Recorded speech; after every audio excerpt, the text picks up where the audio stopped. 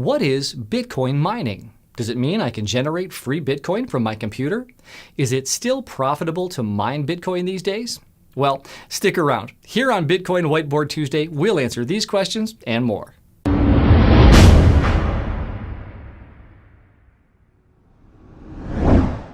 Bitcoin was created as a decentralized alternative to the banking system.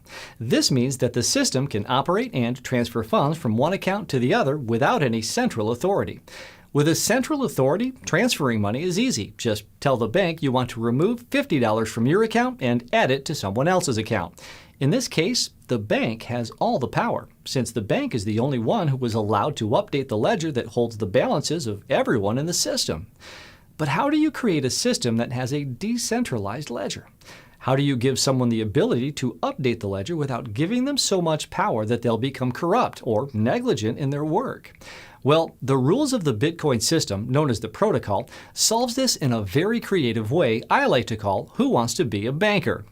In short, anyone who wants to participate in updating the ledger of Bitcoin transactions, known as the blockchain, can do so. All you need to do is guess a random number that solves an equation generated by the system. Sounds simple, right? Of course, this guessing is all done by your computer. The more powerful of a computer you have, the more guesses you can make per second, thus increasing your chances of winning this game. If you manage to guess right, you earn Bitcoins and get to write the next page of Bitcoin transactions on the blockchain. Here's a more detailed breakdown of the mining process. Once your mining computer comes up with the right guess, your mining program determines which of the currently pending transactions will be grouped together into the next block of transactions. Compiling this block represents your moment of glory, as you have now become the temporary banker of Bitcoin, who gets to update the Bitcoin transaction ledger known as the blockchain. The block you've created, along with your solution, is sent to the whole network so that other computers can validate it. Each computer that validates your solution updates its copy of the Bitcoin transaction ledger with the transactions that you chose to include in the next block. As you can imagine, since mining is based on a form of guessing for each block, a different miner will guess the number and be granted the right to update the blockchain. Of course, the miners with more computing power will succeed more often, but due to the laws of statistical probability, it is highly unlikely that the same miner will do so every time. After this stage is complete, the system generates a fixed amount of Bitcoins and rewards them to you as a compensation for the time and energy you spent in solving the math problem. Additionally, you get paid any transaction fees that were attached to the transactions you inserted into this block. So that's Bitcoin mining in a nutshell. It's called mining because of the fact that this process helps mine new Bitcoins from the system. But if you think about it, the mining part is just a byproduct of the transaction verification process. So the name is a bit misleading, since the main goal of mining is to maintain the ledger in a decentralized manner. Well, now that you know what Bitcoin mining is, you might be thinking, cool, free money. So where do I sign up? Well, not so fast.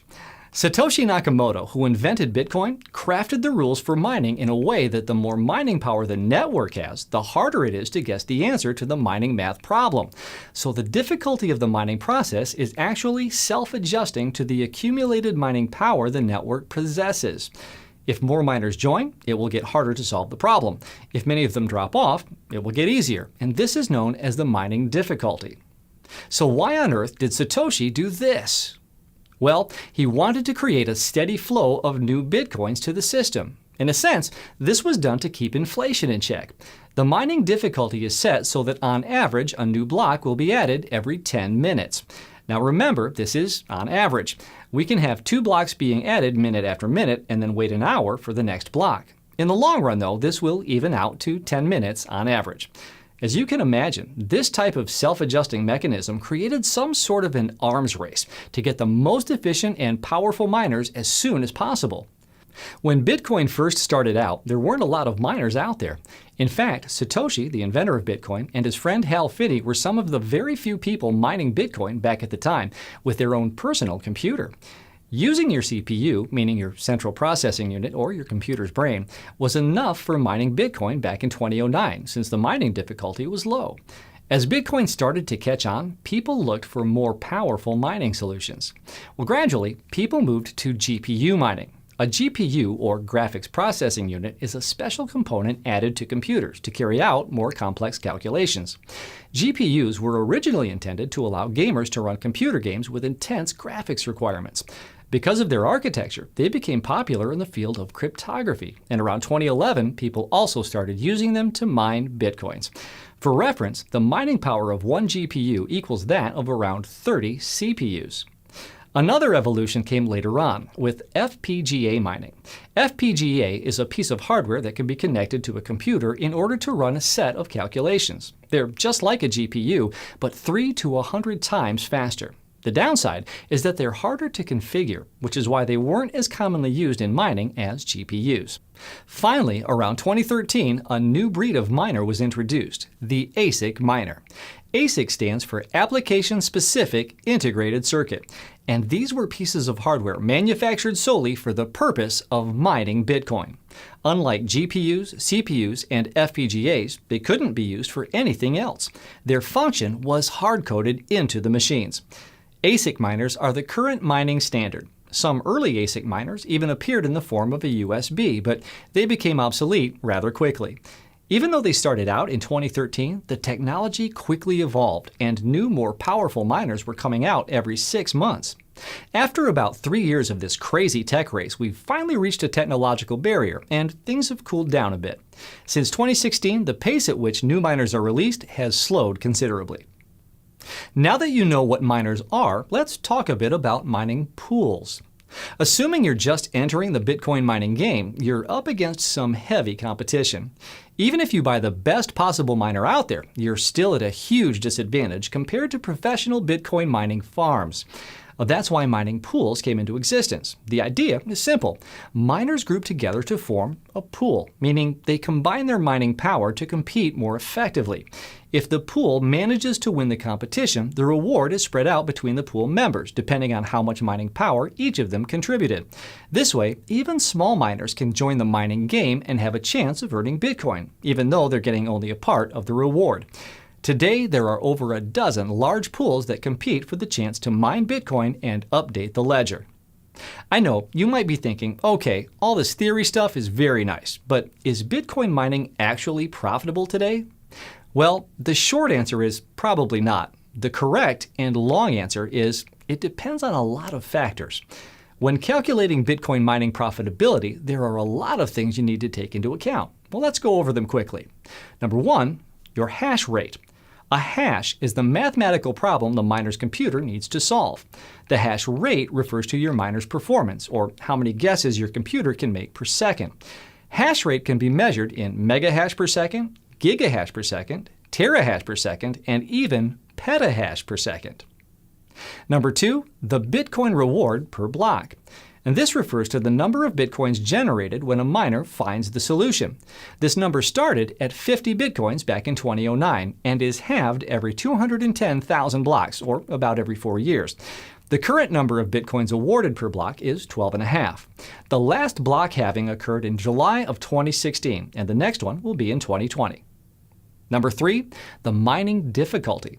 This is a number that represents how hard it is to mine Bitcoins at a certain moment according to the amount of mining power currently active in the system. Number four, your electricity cost.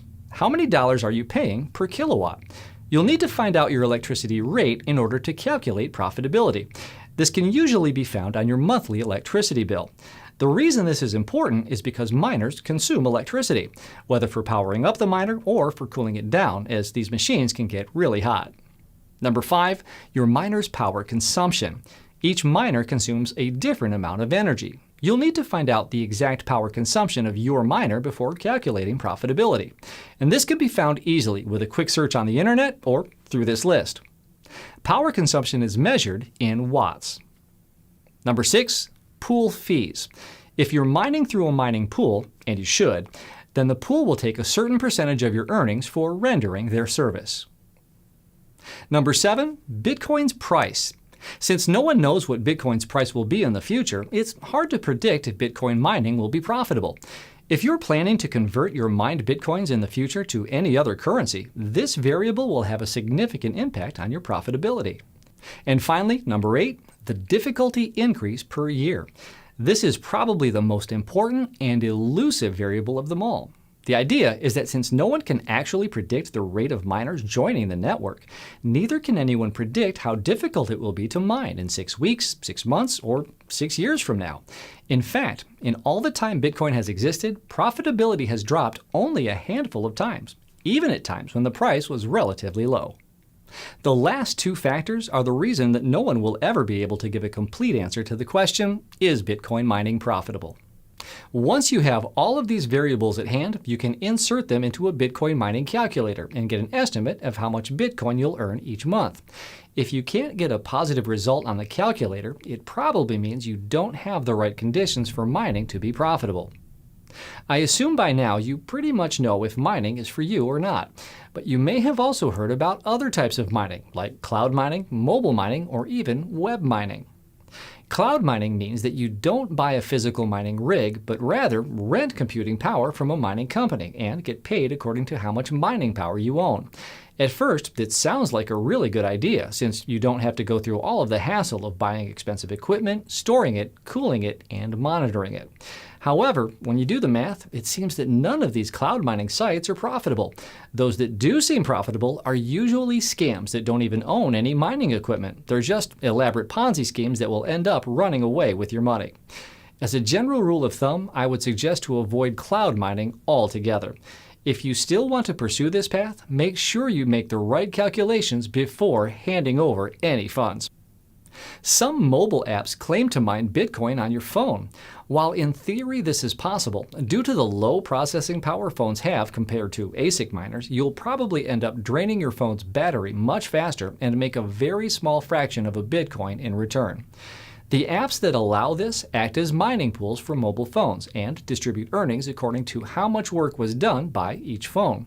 Remember, mining is possible with any old computer. It's just not worth the electricity wasted on it, since the slower the computer, the smaller the chances of actually getting some kind of reward.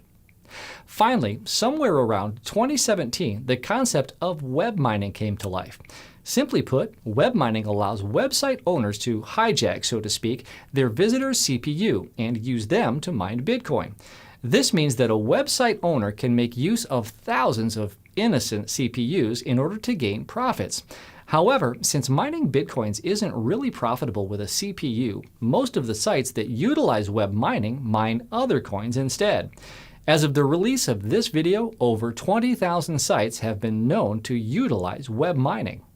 The concept of web mining is very controversial. From the site's visitor's perspective, someone is using their computer without consent to mine Bitcoins. In extreme cases, this can also harm the CPU due to overheating. From the site's owner's perspective, web mining has become a new way to monetize websites without the need for placing annoying ads. Also, the site owner can control how much of the visitor's CPU he wants to control in order to make sure he's not abusing his hardware. To conclude this episode of Bitcoin Whiteboard Tuesday, here are 3 questions I get asked a lot. The first is, isn't mining a waste of electricity? While there's been a lot of criticism regarding the energy consumption that Bitcoin mining employs worldwide, there are various arguments against this claim as well. For starters, you could say that Bitcoin mining ultimately requires less resources than the current banking system. If you take into account banks, servers, ATMs, credit card companies, and all other components of the current monetary system, you'll find out that it's much more wasteful than Bitcoin mining.